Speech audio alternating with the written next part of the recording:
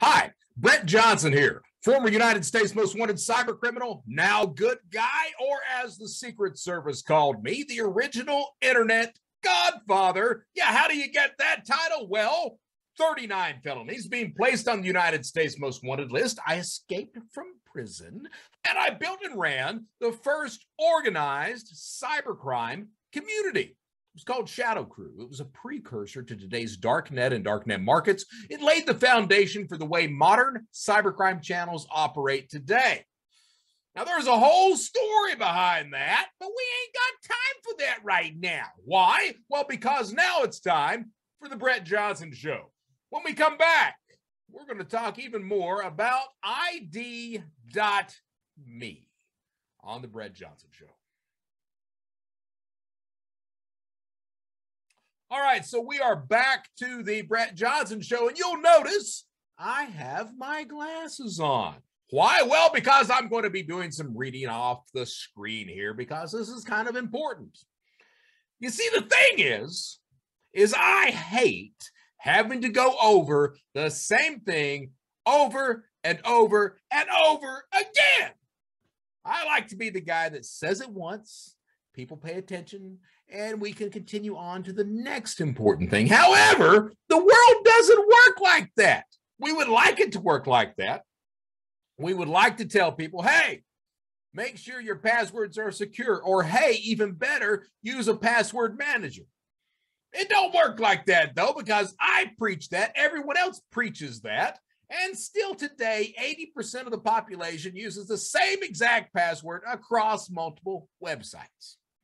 That's one of the reasons that we have such problems with cybersecurity and criminals out there. Not blaming the victim, just saying it's important to take a proactive approach to your own security. Now, that's not what this show's about. This show's about ID.me. Now, I literally just did an episode about Don't Trust ID.me. It was last week. And here I am. We're going to call this a special episode because Thursday I'm going to release something else on the regular Monday, Thursday schedule. So let's call this a special episode of the Brett Johnson Show because sometimes you just got to say shit again. The reason I'm raising hell today is because, well, my social media is LinkedIn. I was in prison. I was in prison when Facebook came into being. I don't get social media. I don't do it. I have a Facebook account, but I don't use it. I complain about Facebook religiously because they have privacy concerns out the wazoo over there. As Mark Zuckerberg called his, I don't know if anybody knows this or not. Very few people may realize this, but Mark Zuckerberg initially referred to the people who used Facebook, those initial people who signed on. He called them fucking idiots. So I take that to heart because sometimes I am a fucking idiot, but not usually. So that's why I complain about that. I complain about it because it just seems like there's a lot of issues going on over at Facebook. And, I've complained and I will probably keep complaining. But that show's not about this. This show's not about that. This show's about ID.me, which I have complained about that before. Lord knows I have. I'm the first guy that really started complaining about ID.me. Did an episode of the Brett Johnson Show about it last week, talking about Don't Trust ID.me. And we're back again today to talk about, hey, what's the deal? And the deal is like I said, my usual social media is LinkedIn. I've got a few thousand contacts over there. I'm on there every day, talking to people, getting word out about cybersecurity, cybercrime issues, things like that. That's where I do my social media. I also have a Twitter account, which I use Twitter to basically bitch about stuff that's not appropriate to talk about on LinkedIn. LinkedIn's appropriate for business, It's not a site to complain about your politics or any crap like that, though sometimes people do that. You're out there and you're listening to this show and you're one of them. Come on, man. Come on. LinkedIn's for business. All right. So I use LinkedIn. I've been complaining about ID.me because it's business related. ID.me sends a bad message. It helps So IDMe has sown distrust across the entire cybersecurity landscape. Now, how have they done that? And the reason I'm back doing this show is because I saw some posts today about this gentleman. He's like, oh, yeah, I trust IDMe. I trust IDMe. I like them. I like them a lot. So I was reading that and I was like, what are you talking about? You like them. You like them a lot. You like them because you were able to go through the verification process in 8 minutes and they didn't push any advertising towards you immediately. No, doesn't really work here. And I'm going to explain why. Oh, you can bet your bottom dollar I'm going to explain why. So I thought it was important to kind of walk through some of the issues that IDMe has had over umpteen months. And I'm not even talking about the stuff, if I could bring up the stuff that I initially started talking about. They're questionable privacy practices. The way the CEO, Blake Hall, over there blames the victims of identity theft for having identity theft committed against them. I could do that, and I guess I just did. But let's handle some other stuff right now, right? So the issue becomes, should you trust IDMe with your information? And for those who don't know, because not everyone is involved in the industry, for those who don't know, IDMe is a marketing company. All right. It starts as a marketing company. This thing, it was initially called Troop Swap, and it was so that it could give discounts to military members. A very honorable business. It starts out, I think that's a very noble business concept. I truly believe that. But somewhere along the way, they decided that they were going to start offering security services as well. So what's going on is you've got a marketing company that is also trying to be a security company. Now, here's the point, and people need to take this to heart. I was actually talking to a CEO the other day, and he said he hadn't appreciated me saying this several months back, but he understood now what I was getting at. You cannot be both a marketing company and a security company. You only serve one master. So which master is that? Who do you serve? IDMe is trying to do both. They're trying to do both. They're trying to say, well, we got the marketing over there. We got all the marketing that's going on. We're doing pretty good with that. But we can provide identity verification services and provide security as well without it crossing lines, As a matter of fact, let's go over here. One of the good things about having a YouTube channel is we have a video component. So let's go ahead and we're going to share some screen right now. Oh, look what Brett's got pulled up. Look what he's got pulled up. I know everybody's going to be looking at these little files I've got over here. Brett Johnson, IDMe file, the kindness of others, blah, blah, blah, blah, blah. Don't pay attention to that. The other important file on my desktop is this games folder over here, which I never get to play any games because I'm always doing something like this. So let's pull up, let's talk about IDMe's privacy policies, because we're going to go into, should we trust a marketing company that markets itself as a security company? And I would say, no, we shouldn't. And I'm going to walk through this one more damn time so that we can actually get on the same page with everything, so that maybe somebody comes out and says, hey, I trust them now. Oh, yeah, they're good to go. Maybe we can get on the same page. I don't know. We'll see. So here is from ID.me's privacy terms of service, their privacy policy.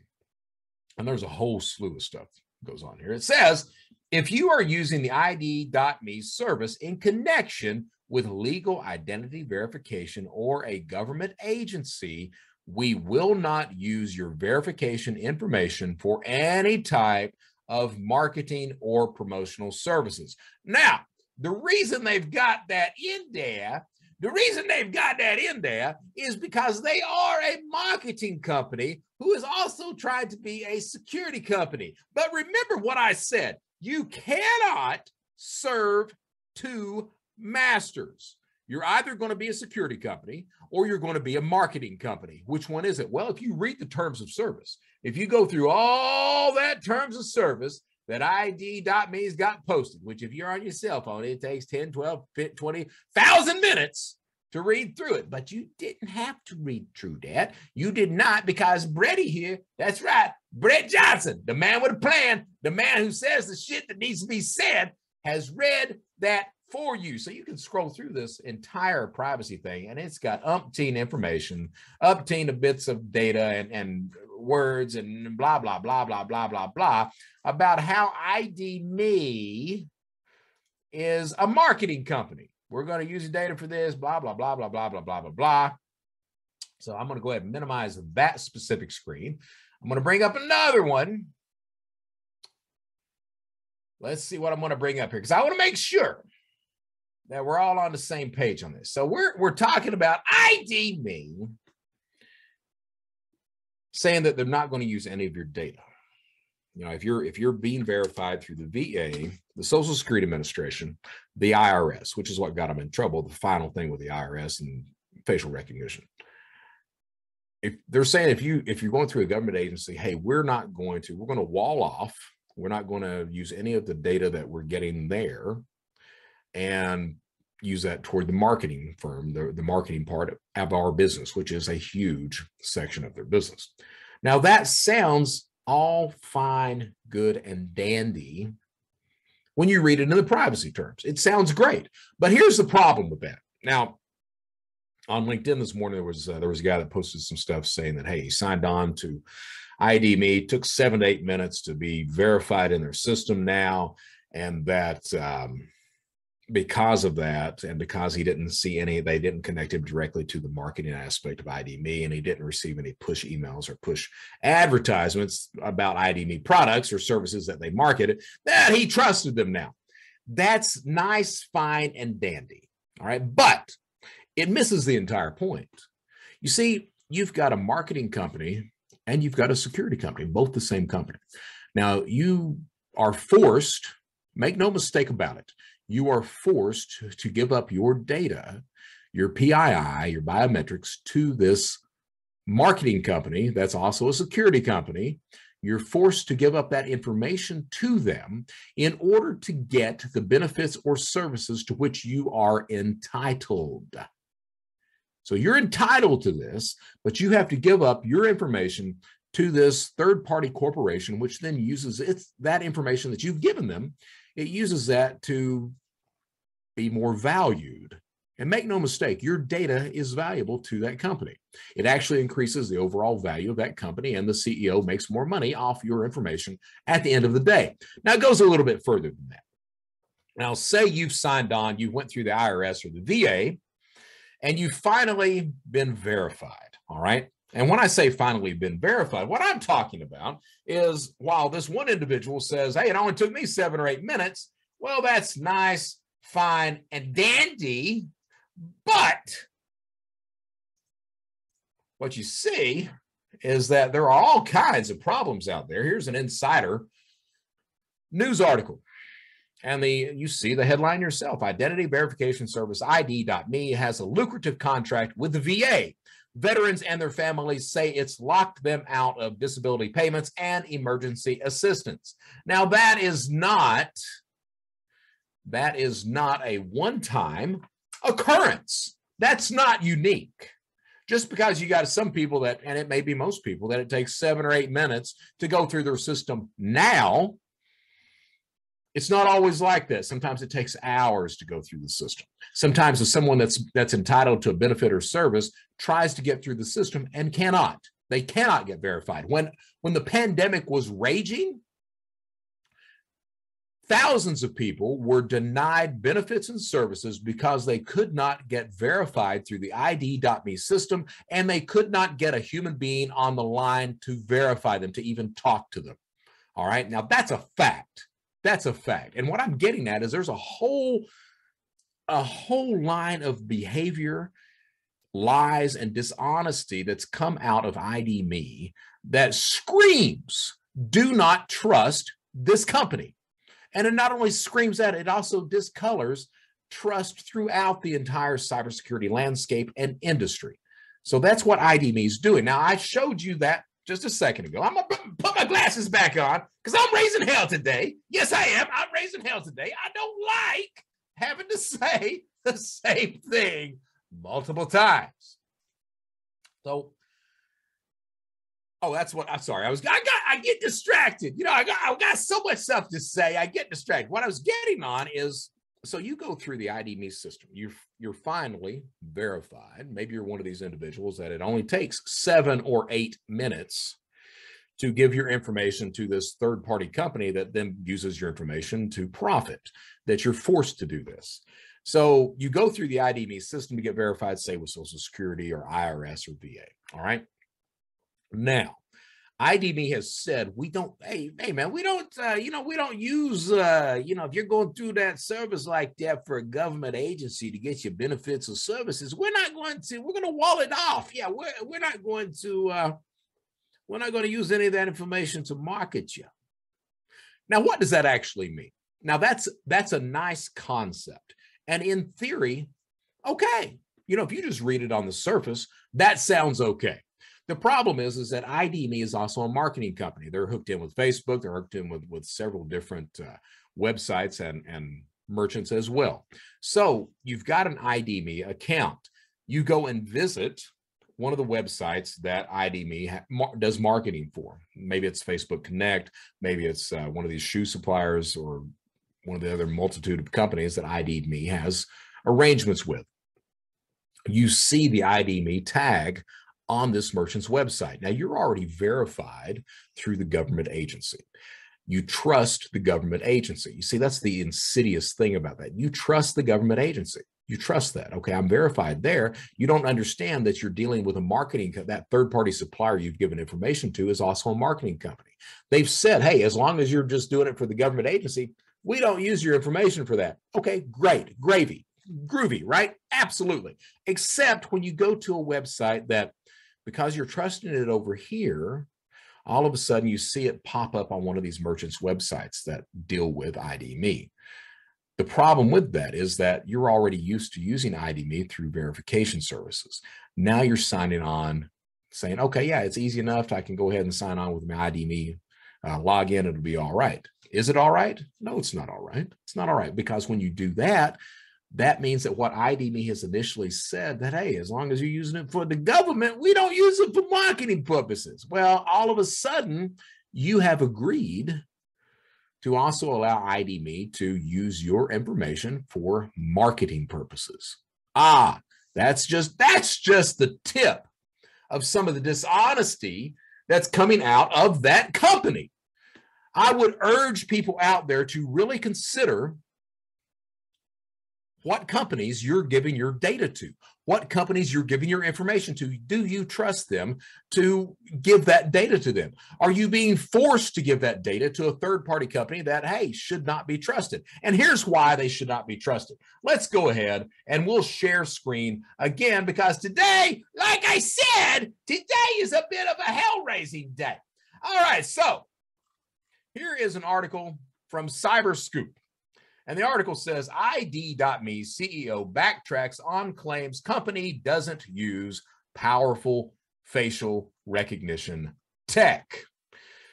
So ID.me verification, ID.me does use it. Yeah, CEO Blake Hall, finally, after denying it forever, he comes up on a LinkedIn post and he says, hey, yeah, well, we do use facial recognition. Now, he had lied about that forever to the news. He had lied about it. And he had told his clients, the companies and agencies he was providing security to, he had tried to get them to lie as well, as we'll show you in just a minute. So the article from Cyberscoop says the post that CEO Blake Hall put out follows a news release from the company just the week prior, stating directly that, quote, our one-to-one face match is comparable to taking a selfie to unlock a smartphone. ID.me does not use one-to-many facial recognition, which is more complex and more problematic. Now, that's what he said. He told CNN that. All right, he told CNN that bullshit. And then a week later, he comes out and says, well, yeah, we were doing that. Well, surprise. Yeah, surprise. Privacy. So it goes on down here. What's really interesting is, so you got this thing called Slack that a lot of these companies use that they can communicate with each other, send messages, files, stuff like that. It's a pretty neat little system. And a lot of information's exchanged on it. And some of the information, when you're doing shit wrong, some of the information that's exchanged on it comes back to bite you in the ass, as is exactly what happened with ID Me. So here is the LinkedIn post follows internal discussions expressing concerns that the company's public statements had been inaccurate. That's a nice way to say that the company's public statements had been lies. The engineer on Slack, what he says is he says, we could disable the one-to-many face search, but then we would lose a valuable fraud fighting tool. Or we could change our public stance on using that one-to-many face search. But it seems we can't keep doing one thing and saying another, as that's bound to land us in hot water. You think, I'm just saying, you think telling lies to your customers, to the people who are being forced to give up information, and then trying to get the clients, those agencies, to lie for you, you think that might be problematic? Yeah, I think it might. I damn well think it might. It gets worse. Ha! Don't you worry about that. It gets worse. It appears, if you read that article, it appears that the IRS was engaged in some of these talks as well. It goes on to state, I was in a conversation with the IRS on January 19, where we explicitly discussed using AWS recognition for one-to-many face search. AWS is Amazon's cloud services. The engineer wrote, this seems like it would be troublesome, so I want to post here to discuss our next steps. I don't know what those next steps were. Are we going to be honest about it? Are we going to continue to lie about it? How long can we cover it up? When can we get it out? I'm worried. All this stuff, it turns out that all this stuff tends to bite you in the ass. Truth will out at the end of the day. So, but like I said, it gets worse. It gets worse. Now, I didn't even talk about this. I didn't even talk about this the last show, because I thought, hey, I've said enough. It's enough. It'll get the message out. People will understand that we should not be trusting this company. However, sometimes you got to say stuff multiple times. Consider Brett Johnson a hammer. And sometimes that hammer got to hit that nail over and over and over and over and over again until the nail gets the point that it needs to go in the wood. Just saying. So what's interesting, and there's been a whole lot of dishonesty coming out of ID Me, a whole lot of lies coming out of there. One of the other lies. So for those who don't know, I was the guy that initially started complaining about ID Me and their very questionable privacy practices. Very questionable. I complained about it to the point that they actually changed some of the terms of service. I went in today and read through the TOS, the terms of service again. And for those who don't know, it seems like the only people who read the TOS, the terms of service, are criminals and attorneys. Is there a difference? I don't know. Probably not. So I read the terms of service so you don't have to. And it struck me because Blake Hall, the CEO of ID Me, what he does is he actually comes out and he says, hey, we are forced. Let's see where that is. This is just some of the lies that's been told by the company. So let's pull this up. I'm sorry to share a screen, but hey, sometimes you got to see it in writing. You know what I mean? So right here, we've got ID.me's database consists of images uploaded directly to ID Me and not external sources, a company spokesperson told Cyberscoop in an email. ID.me retains selfies uploaded during the verification process for 7.5 years after an account is closed, per federal guidelines. Biometric information is shared with government agency when there is apparent fraud or identity theft tied to the account associated with the agency. Now, what's important, the important takeaway there is it says ID.me retains those selfies, that biometric data, for 7.5 years after an account is closed, per federal guidelines. First of all, I don't know where the hell those federal guidelines are. Second of all, and here's the interesting thing. We raising hell today. Here's the interesting thing. ID.me says, hey, yeah, we, because of federal guidelines, we got to keep that data for 7.5 years after the account is closed. Now, again, no idea where that guideline is. Not calling it a lie, just saying I don't see it. A lot of other people don't see it either. Maybe they read in another federal government's guidelines. Don't know, huh? Now, if that's true, if that is true, what got ID.me in really hot water, it cost them $86 million contract, was the IRS facial verification contract that they had. They were going to provide facial recognition security to the IRS. If you wanted to look up or come up with an ID theft PIN, you had to sign on through ID.me. They were forcing you to give up your data, your biometrics, to ID.me, who then used that information to become more profitable. Now, the ID.me got in a lot of trouble. There was a lot of hell raised about that. Privacy advocates come out of the woodwork saying, oh, no, we can't we can't do that. That's just horrible. So they got in a lot of trouble. ID.me backtracks. Oh, yeah, ID.me backtracks. Let's pull up that article so that I love that bit, by the way, where this happens. I mean, I don't love it. I think it's horrible. But let's see. There we go. Let's see. Ah, here it is. So ID.me claims it has to keep those records for 7.5 years after you close an account down, per federal guidelines. Hey, we're just obeying the law. We just obeying the law. We got to keep it. We got to keep it.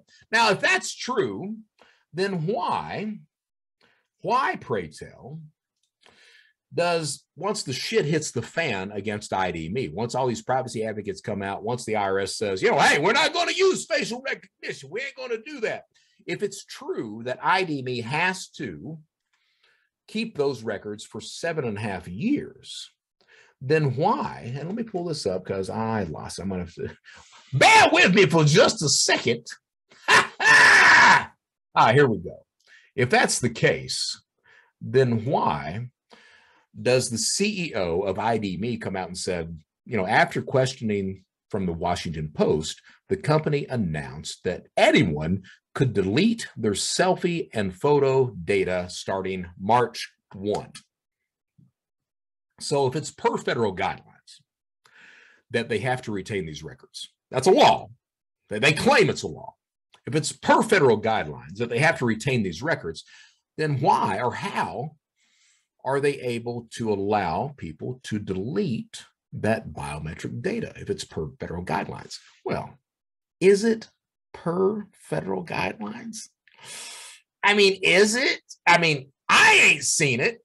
Looks like somebody claimed it. There's my dad used to say, son, here's the way life is. If you can't dazzle them with brilliance, baffle them with bullshit. And I think that's what we're seeing here. An attempt to baffle reporters with bullshit. Because let's be honest, some reporters, it seems that reporting these days has kind of went downhill a little bit. Some reporters aren't very good about verifying everything that's told to them. Somebody says something with confidence, and that's social engineering 101. You say something or you do something with confidence, it tends to work out pretty good for you. So, you're talking to a reporter, oh yeah, per federal guidelines, we can't delete that data for 7.5 years. That's the feds say it. And you believe that bullshit. All right. Not saying that's the case. I'm just saying, I ain't seen that guideline anywhere. Moving right along. So, well, yeah, we're on a roll today. Don't forget, Cyberscoop doing outstanding work over there. The name of the first article, ID.me CEO backtracks on claims company doesn't use powerful facial recognition tech. He had lied for months until finally he's forced to tell the truth about that. And Cyberscoop was outstanding in being able to get some of the Slack conversation about the lies that they were telling. It doesn't end there, though. No, it doesn't end there, because Cyberscoop does another article. Oh, boy, do they ever. The other article they came out with was this one. Documents shed light on ID.me's messaging to states about powerful facial recognition tech. And I've mentioned this the last episode on ID.me. Going to mention it again. We'll read the first paragraph. Identity verification technology company ID.me quietly deployed a powerful form of facial recognition on unemployment benefits applicants while let me start over. They didn't, the paragraph break kind of messed with my, reciting the paragraph. So let's start over. Identity verification technology company ID.me quietly deployed a powerful form of facial recognition on unemployment benefits applicants while encouraging state partners to dispel the idea that the company used that technology. Translation: ID.me quietly used one-to-many facial recognition while telling or hoping that the state unemployment offices would lie about them using that technology. More lies, more dishonesty. So tell me, anybody out there that says that they trust this company, why? Why? What has this company done to sow any trust at all with anyone? Nothing. They've done nothing. As a matter of fact, they've lied continuously about their security, about their privacy practices. They've lied continuously. So if we can't trust them on this stuff, which is out, it's out. I mean, there's no denying any of this stuff that I've talked about today. This is provable. This is fact. If we can't trust them on that, how can we trust them with anything? I'm going to argue that you can't. Let's go back into the terms of service. Okay, because terms of service, it kind of gets interesting sometimes. Don't forget. I would urge you not to forget the Insider article, which mentions that United States veterans have been denied benefits, have had trouble getting their benefits and services. They're being forced to go through ID.me to be verified. They're being forced to give up their data and information to a third-party company that then uses that information to become more profitable. And many times they can't get verified through that system. Days, weeks, months being denied services and benefits to which they are entitled. So please don't forget that. So what I find interesting, let me pull this up here. All right. Now, ID.me collects a treasure trove of data. They truly do. They collect a treasure trove. And some of the data that they collect, let's scroll down here and look at. So identifiers, they collect the name, any aliases that are out there, postal address, unique personal identifiers, whatever that may be, tick, tick, week, week. Online identifiers, internet IP address or internet protocol, the IP address, the email address, the social, the driver's license number, the passport or passport card number, the state identification number, the date of birth, the phone number. They also, depending on how you're signing up for them, they collect your spouse's social security number and any identifiers about he or her. So they collect all this information. All right. Now you under the California, because here's what they try to do in the privacy policy, they try to separate the California privacy standards from the rest of the United States. And they say, hey, you can request that all of your data be deleted. Now this is exactly where things are going to be really interesting, because I pay a lot of attention to, okay, You're saying that we can request that our data be deleted, much like Blake Hall, the CEO, says, hey, yeah, you give up, you know, if you want us to delete your face over there, you know, you gave up your information, you want us to delete your face, your selfie, your biometric data, you know, that starts March 1st. You can certainly do that. Well, that's just groovy. That's just groovy. But let's see what ID.me's privacy statements say about that actual request to delete that data. All right. What do they say about it? And I'm going to read this whole friggin' paragraph because it's a good one. According to, and they're talking about the California Privacy Act here, because if you're not in California, they don't think that you deserve the same privacy. So according to the act, you may request that your personal identifiable information be deleted. We will comply with this request once we are able to confirm that we received a verified consumer request. Wait a second. You know, if you're running proper security over there, you know it's me when I request my data. So you don't really have to verify a damn thing if you're as secure as what you claim you are. Be advised that we may deny your request to delete your personal identifiable information if we need to maintain your personal identifiable information in order to. All right. So these are the reasons why they would deny your request to delete your data. All right.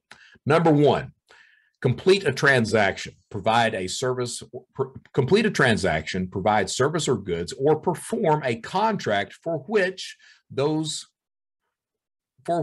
personal identifiable information is collected. That seems straightforward. I'm not going to really complain much about that. Number two, detect any security incidents, protect against malicious, deceptive, fraudulent, or illegal activity, or to prosecute those responsible for these activities. Again, I'm not really going to raise much hell about that.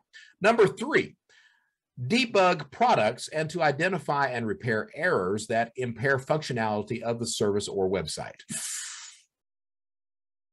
What does my PII have to do with you debugging your products or identifying errors in your system? So you can deny, they're saying that they can deny your request to delete your data off their website if they need to use your data to debug products or to repair any errors that might impair the functionality of the ID.me website. Now, it gets worse. It gets worse. Number four, exercise free speech. Ensure the right of another consumer to exercise his or her right of free speech or exercise another right provided by law. I don't even know what that quagmire bullshit statement says. I know it ain't good, and I know that that shouldn't matter at all to my right to have my information deleted from your system over at ID.me. But that's what number four says. We'll keep going. Number five, comply with the California Electronic Communications Privacy Act. Okay, fine. Absolutely, I agree with that. Number six, engage in public. Boy, this is a bad one. We are going to deny your request to delete your data from our system, your personal data from our system, because we may need to engage in public or peer-reviewed scientific, historical, or statistical research in the public interest that adheres to all other applicable ethics and privacy laws when the information's deletion may likely render impossible or seriously impair that research if you've previously provided informed consent. So if, hey, you know, somebody wants to do a study, we can't delete your data. Ho, ho, he, he, ha, ha. Number seven, enable solely, here's where the shit gets deep. Enable solely internal uses that are reasonably aligned with consumer expectations based on your relationship with us. So enable, hey, just for solely internal uses, we can't delete your data. And then number eight, comply with a legal obligation. Well, we already know there's some dishonesty going on with that 7.5-year statement. You know, you claim on one hand that we have to keep the data for 7.5 years. Then you claim on the other that consumers can get rid of their data on March 1st, today. Which is it? Which is it? I mean, one's a lie. Which lie am I supposed to believe? Would be my question. Number 9. And here's the thing. I guess you're not supposed to read all the way through all that text to get to it. We will not grant your request to delete your data if otherwise we can use your personal identifiable information for internal use only that is compatible with the context in which you provide that personally identifiable information. Basically, you know, we'll delete your data unless we can find some reason not to delete your data. We've given a lot of reasons there. Ha! Good luck walking through that maze. So again, yet another reason not to trust this company. We're being forced to give up our information to a marketing company that walls itself off from its security services. Yet they know, I want you guys to understand this, they know that the likelihood of somebody that's already signed on to the security services, even though they're saying, hey, yeah, we're not gonna market you anything. They know once you go to a website and that ID me pops up on one of these merchants' websites, it's easy enough for you to start an account in that way. That's the way the internet works. And when that happens, guess what? All your information's fair game. If you want your information deleted, guess what? You got to go through this maze of 9 different things, which I promise you, they can find a reason not to delete your personal identifiable information. So you got that going on. You got them lying about the type of security that they're using. Not only are they lying about it, now I mean lying like dogs. Not only are they lying about that, but they're trying to get these state agencies to lie about it as well. And they knew they were lying about it because they're on Slack talking about the lies. What are we going to do? This is going to be problematic. How can we fix this? Shouldn't we be honest? So they were lying about it. And yet, I got peeps over on LinkedIn, the only social media I really do.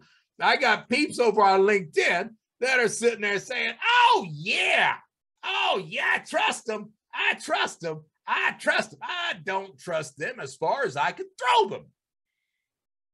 And I hope that nobody else does either. With whom may we share your information? Boy, there's a whole list of things on that. We don't need to really go through all of that because I don't need to keep sharing the screen. I've already shared the screen with some important articles that should convince people that, hey, there's an issue. There's an issue with this company. Just saying. So, you know, where there's smoke, there's fire. Where there's smoke, there's fire. And the thing is that I don't hawk any one specific identity company. What I have said time and time again is that a criminal has a toolbox. And in his toolbox, he has a variety of tools with which to victimize you. As a defender, either as an individual or an organization, a company, you need a toolbox as well. And in your toolbox, you need a variety of tools with which to defend against that attack. All right. I wish some identity company would bring me in that I could trust, that I believed in. And I would preach your praises every single day. None of them have done that. And that's probably a good thing because it allows me to not be biased, to not be prejudiced against any other company that provides very good services. And the point of this is that we have 7,500 different security companies out there. They offer a range of different products and services. We all have the same goal in mind of helping to protect people, helping to build a better, more safe world. Most products and services are very good. ID.me, because of the way they've conducted business, I don't think that you can really trust them. And I would urge people not to trust them. I would say that, if you are a citizen out there, that you need to be contacting your state rep and saying, hey, I don't trust these people. If you're a veteran, you need to be contacting the VA. You need to be contacting the IRS, the Social Security Administration, your local politicians that speak out for you. And talk to them. Hey, I don't trust this company. They've done this. I've showed you today a lot of the stuff that they've done. And I would urge you to please speak out about it. If we don't speak out, nothing will be done. I promise you that. It's bad things happen when good people don't voice these problems and these issues. So please speak out about that. And the reason, what I was getting at is there are that toolbox. So you have to look at things like data. You have to look at, if you're running a system that requires identity to be verified, you have to have tools to do that. There are tons of companies that properly and securely verify those identities. Now, no one tool is 100% effective. Any company that tells you they're lying to you. Any company that says, hey, you only need our tool. Hey, you buy our product or service, it fixes everything you got. That's a lie as well. All right, it is.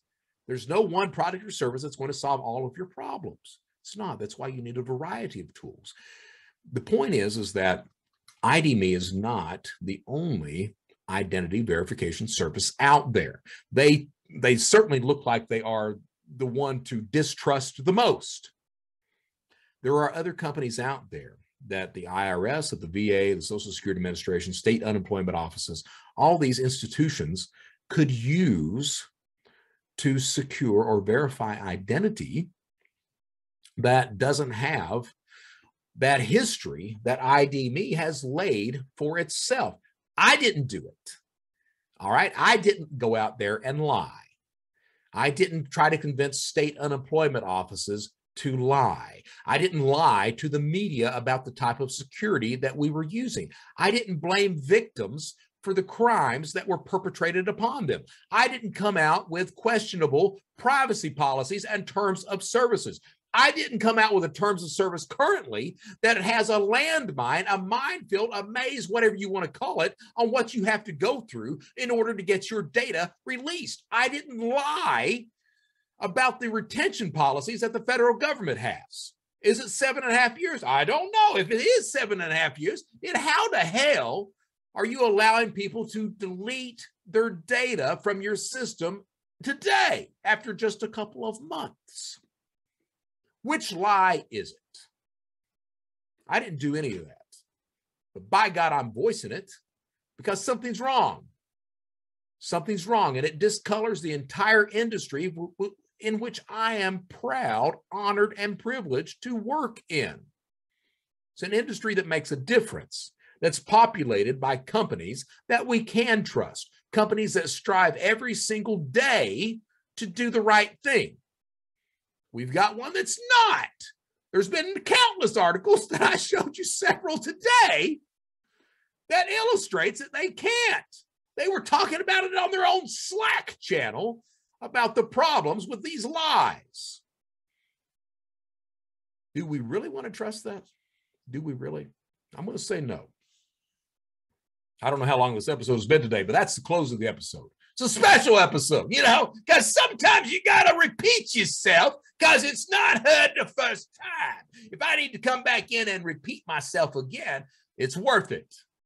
I promise you it's worth it. It is. It's worth it to do the right thing. If I have to say it 10,000 times, I will. And I will voice my mind because somebody has to say the shit that needs to be said. And guess what? I'll do it.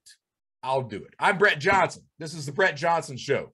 Remember what we say, stay safe, stay secure, stay vigilant. But at the end of the day, it's the Brett Johnson Show. Just do the right damn thing. Until next time, thank you.